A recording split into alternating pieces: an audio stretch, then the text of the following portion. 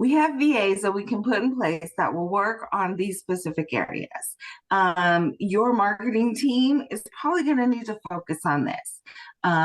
Being able to say, do you think all of these products are a good thing for you to sell? Or do you want to hone in on the one or two that are doing amazing, or more marketing for the ones that aren't doing so great, and really having that ability to strategize with those numbers in place?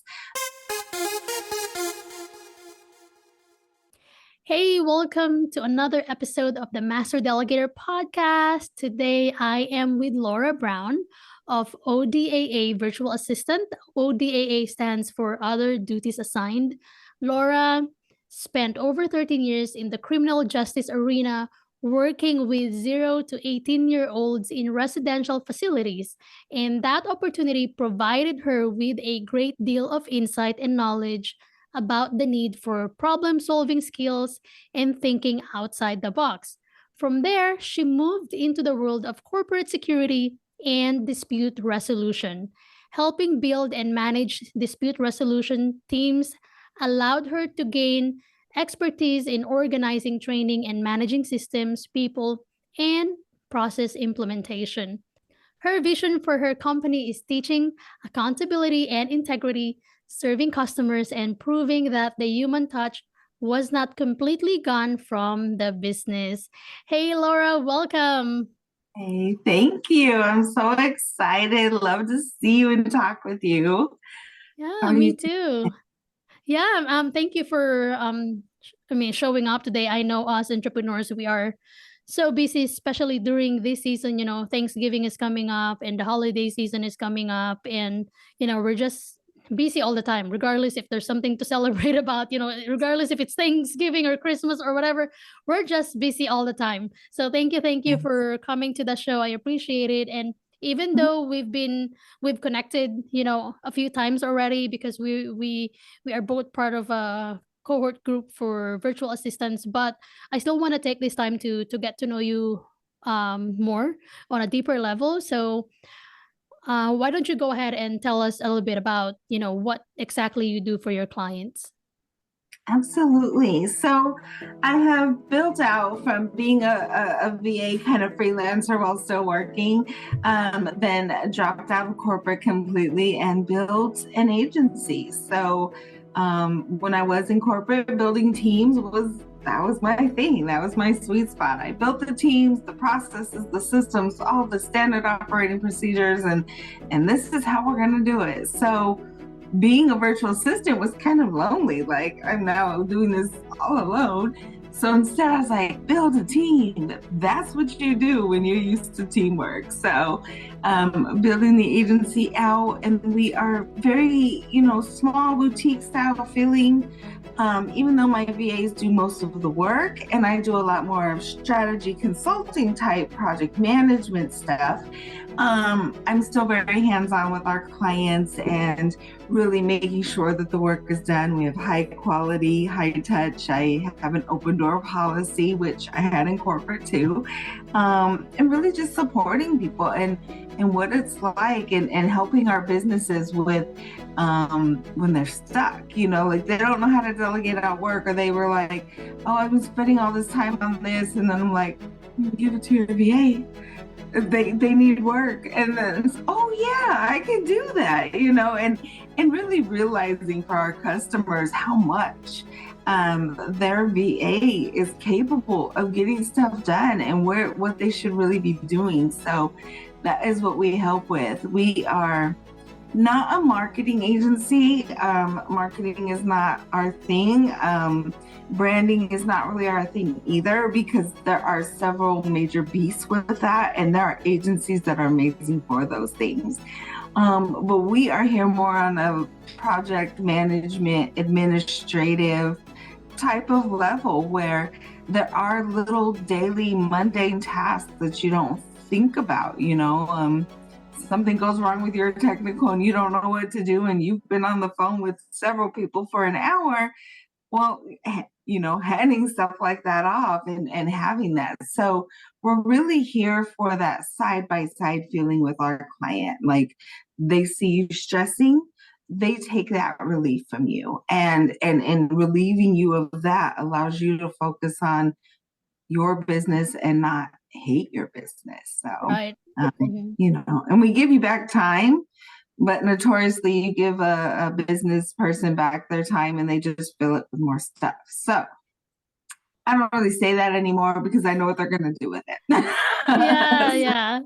Right. Well, I love that you clarified that you are not a marketing agency, because I feel like most business owners, they think that when they hire a virtual assistant, the virtual assistant can provide marketing strategy for them, which for some maybe that's true, but most virtual assistants, they just want to stay on their lane. They want to just execute and implement, the strategies of the business owners. But you also mentioned that you do like consultancy on the side. If there's a client who needs help with business planning or guidance with how they're going to grow their business, you also do that. So tell me more about that. What exactly do you help them with?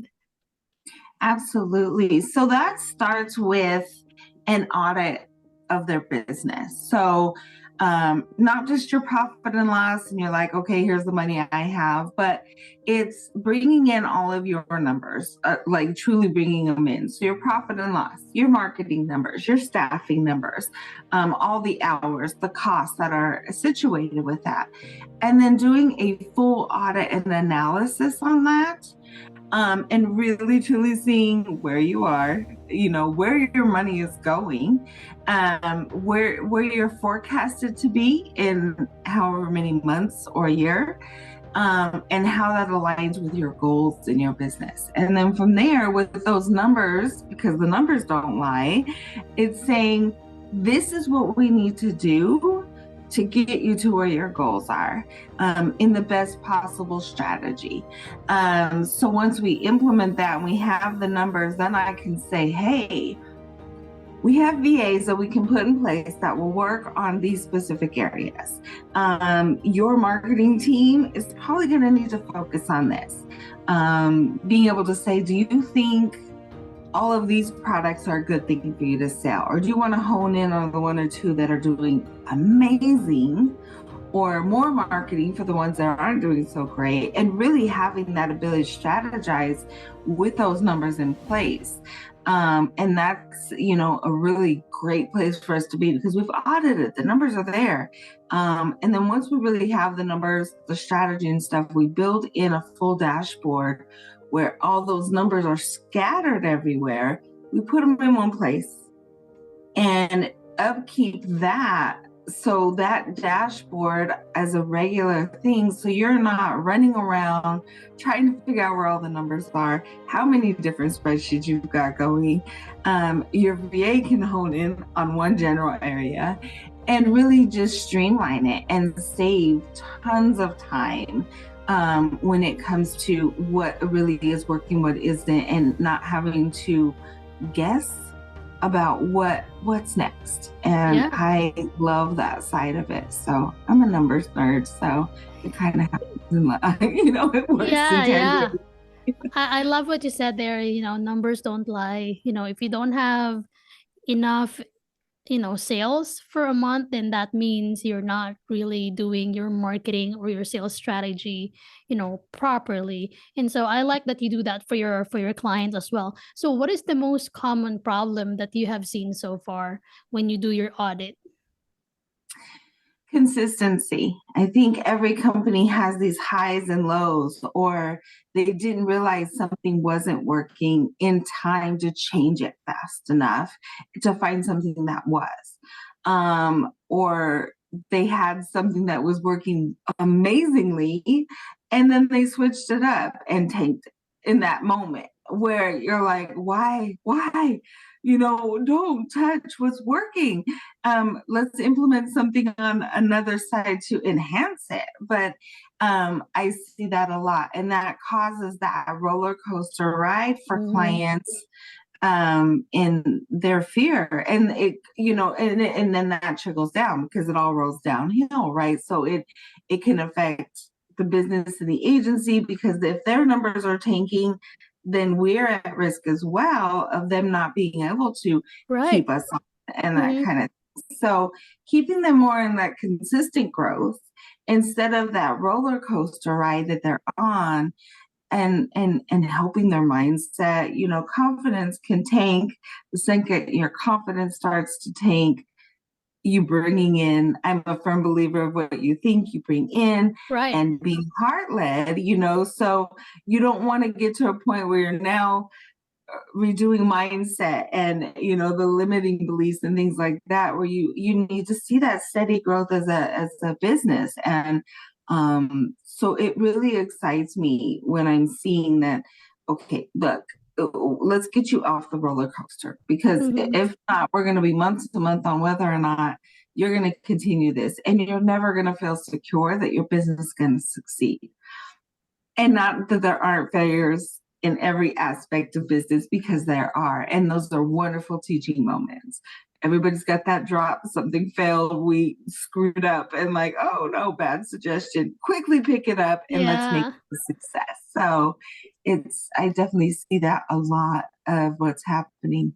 And the fear of people going to business, not understanding how to lead or how to delegate, like you talk about, and what that looks like. Like, I can be a leader, I can run, I know what I don't like, and that doesn't necessarily make that leadership quality come out.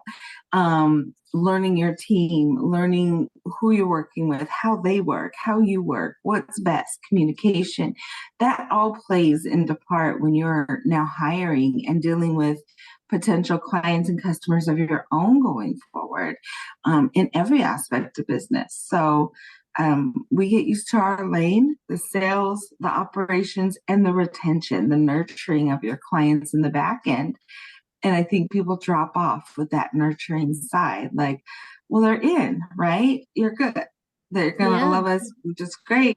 And you forget that sometimes coddling that back end client and making sure they haven't been forgotten is a big thing. So I love that. Well, you're so right about, having that steady growth in our business, because if we're not growing consistently, it's going to demotivate us. It's not only going to demotivate us, but it's also going to affect our team members, if you have one. And so how do you think virtual assistants can help with growth or consistent growth for a business owner?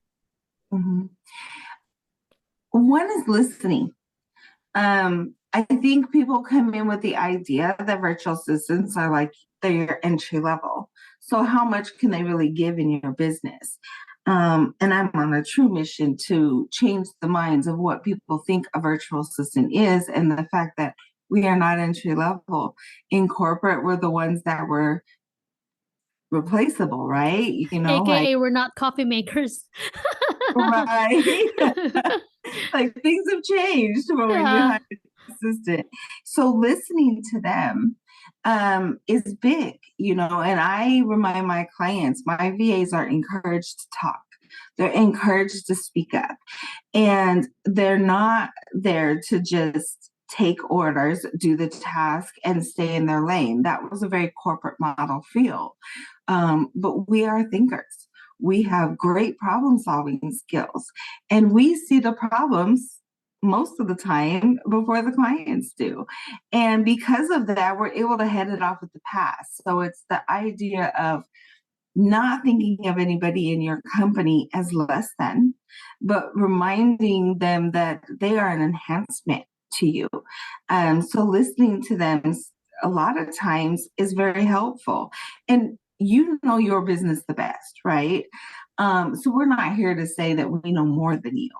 But as good leaders, there's definitely people in the room that should know more than you. Yeah. Maybe the direct part of your business, but how to implement it, you don't want to be the smartest person in the room, because then who can enhance you? How do you grow that way? You want people who think differently than you, because now you've brought in more than one head and more than one solution, where it becomes exciting at that point, because now you've got several ways of thinking about things. And that's how our VAs really enhance that. And I am always encouraging my VAs. Like, they're like, I'm seeing a problem, Laura. And I'm like, what's the solution? What have you thought about the solution? So think one step further, and then let's bring that to the client. And in the end, ultimately, it's our client's decision on how they're going to move forward with anything. But having several ways of looking at it and solving it is much better than them going, oh God, I've got to spend hours now trying to figure out how to solve this problem. So I love that. I love that you said that, your VAs are thinkers, they're just not there to like take orders from you. They're also there to serve you with, the knowledge and expertise that they have. And so have you ever had a client where they didn't accept your VA's idea, or, a client who just blocked everything that you said to him or her? Have you ever encountered that? Yeah, absolutely. And that becomes a very tough conversation. What did you do? When I step in. So my personality, though I'm very heart-led, I am a New Yorker. So I can be very direct. I can get very matter-of-fact about stuff. And it's initially a conversation about, I understand that you are very smart, and we're not telling you you're not. But you hired us for a reason. You hired us to help with the work. And the only way we can help with the work is to also bring the solutions, or to find better ways and more efficient ways of doing this. Unless you love spending for unnecessary hours and times that it's taking us, because we're here to make you efficient, right? And that kind of, some people call it that coming to Jesus moment. Like, again, you don't get to treat your VA like they're less than, because they're not. They're business owners. They're running their own businesses as well. Ours are. And they've probably encountered this, or they've heard somebody else along the way who's encountered it. So they've got great ideas.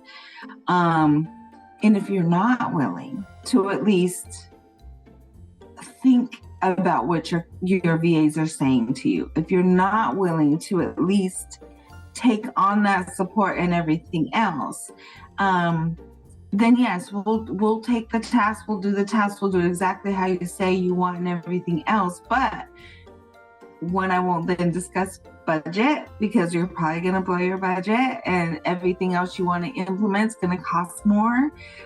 We're not going to be able to make you efficient like you're hoping, because there's things we need to do to make that efficiency happen. And if you're not willing to bend, then we'll do it exactly as you want. Just don't play the blame game right after that. Yeah, absolutely. Like, we're going to talk about reasonable expectations, and and then who is taking on that accountability at the end of that. Yeah, exactly. You know what? That happens, that kind of situation is inevitable, but that is not really a very happy situation to deal with. As a matter of fact, I've just recently I've had to fire a client because this client was very disrespectful to one of our VAs, and I didn't have a choice, but to let go of the client to protect my people. And that's not to say that we are pro VAs and we're not pro clients. I always tell people that we are pro people. We are neither pro VA or pro clients, because we're both, because our VAs are important as well as our clients, and so we just find the balance here, and the balance is showing kindness and respect to one another. Are you sick and tired of being overwhelmed and afraid you'll never scale your business? Meet SmartVAs. Unlike many virtual assistant agencies that only assign one dedicated virtual assistant, we provide flexibility for growing businesses by assigning a team of experienced virtual assistants that can do different tasks to support your continuous growth. Visit smartvas.online to book a free discovery call and start growing your business.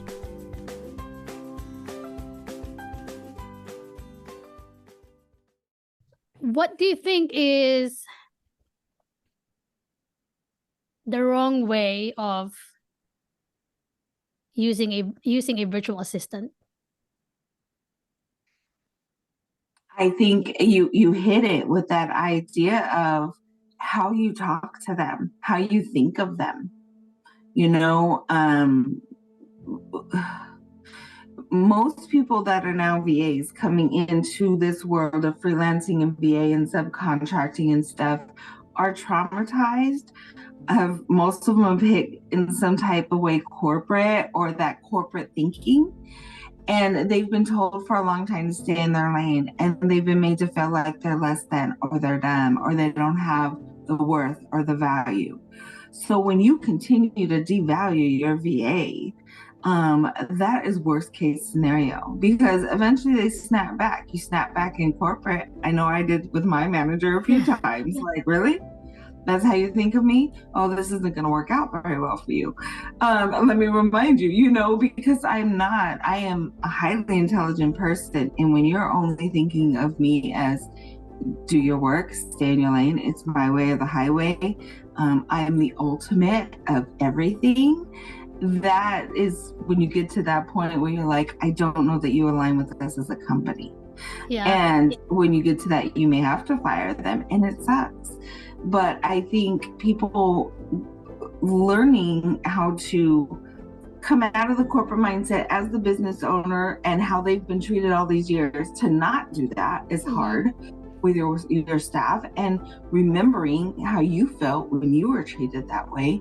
And then also, understanding that your VAs have a set of values they've set for themselves that they're not going to bend on. So if they're feeling a certain way, it's valid. So if you're not validating how your staff is feeling, well, one, you're probably not a great leader. I don't know how we can fix that except for coaching. And I know several people who can help with leadership coaching if that's what you need. But just that understanding of how you speak to people, how you treat people, bringing back the human back in it, and understanding that we hear all the time, we're not looking for perfect. But then when I hear my clients talking, I'm like, so you're looking for perfect?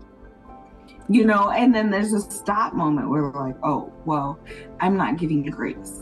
Yeah. My VAs need as much grace as my clients need grace. Yeah. And if the communication isn't in that level, then somebody's expecting an unreasonable expectation somewhere in there. Yeah, I love that. It's bottom to it or not, know, and yeah. I love that. I always, tell our clients that we are not perfect. I have great VA. We have a great team of VAs, but they're not perfect human beings. They will make mistakes, and it's just accepting that we all make mistakes, and we all need grace. And just like what they say, right? Don't do unto others what you don't want do unto you. So if you want respect, show respect. If you want kindness, show kindness. And so, Lora, what do you think are the things that a business owner needs to prepare before hiring a virtual assistant?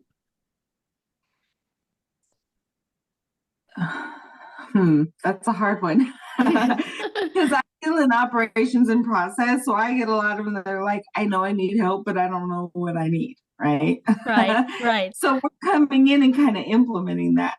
But a basic idea of their vision for their business, and then knowing that we're trying to pull that out of their head. So in the immediacy, again, I go back to expectations and accountability. Like, if you're someone who's used to working with a VA and you know how to delegate, you know exactly what you need, you probably have an idea of this can go a little quicker.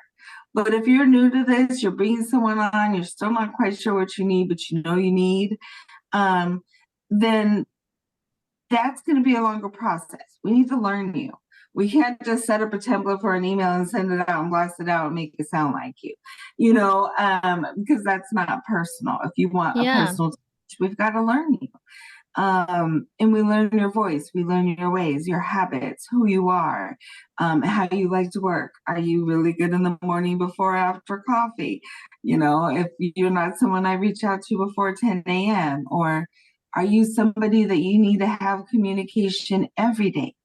I have a thing in our project management tool where some clients, I send out a message once a week, like, what are you working on? Let's plan for the next week. And then I have others are like, I'm kind of used to that feel where I talk to someone every day. So I'm like, yay. So I send out an email every day to them. What are you doing? What should you be doing? Are you working on something you can hand off? Hand that off. Let me know what it is. Let's go, and that kind of thing. So it's more knowing yourself as a business person and what you think you might need when it comes to that, because all the tasks that we have to complete can be done and get pretty routine once we know how you communicate best, how you feel, best times of days for you, and what your communication style is. Is an email okay? Do I need to pick up a phone? Do I need to send a Voxer message? Do you hate typing and I need to put you in the Voxer because you're just going to talk out every message? All of those kinds of things are in that beginning phase of knowing, and why our onboarding process will take up to a month, to really get in a good flow with you, because we have to learn so many different aspects, and it's all training. We don't just come in going, I'm a VA and I know everything about it. I know what tasks you need and this is how it's going to work, because I'm an agency owner that has 12,000 emails, and several VAs around me that manage emails, right? But I have 12,000. And they're pretty organized, but they're still there, right? Yeah, right. So it's that, that same thing. Like, my VAs can help me, but how to help me is a little more difficult, because you I have don't your work own the same as preference. you. Mm-hmm. Yeah, absolutely. Yeah, cool. Well, in short, when you hire a VA, you will not see result overnight. I feel like a lot of business owners, they think that when you hire a VA today, tomorrow he should be able to go on vacation quickly. That's not really the case here. You have to build a relationship with your VA. And I think for me, honestly, and even personally in my life, building a relationship with my virtual assistant is very, very important to me, because only then I'd be able to trust them. If I don't know a person, how can I trust somebody? So yeah, thank you so much for the great insights that you've shared, Lora. Where can people find you online? I do have a website. It's www.odaavirtualassistant.com. I'm also on LinkedIn, which is a great place to reach me. I am on Facebook. Not as easy to, I love social media for my clients. I don't like it for myself as much. But usually email or my website is a great way to find me and reach out, and LinkedIn messaging. So if you connect with me on LinkedIn and send me a message, I'm real responsive there as well. Cool. Well, thank you so much for your time, Lora. Absolutely. Thank you. I'm glad that you had me on. I'm so excited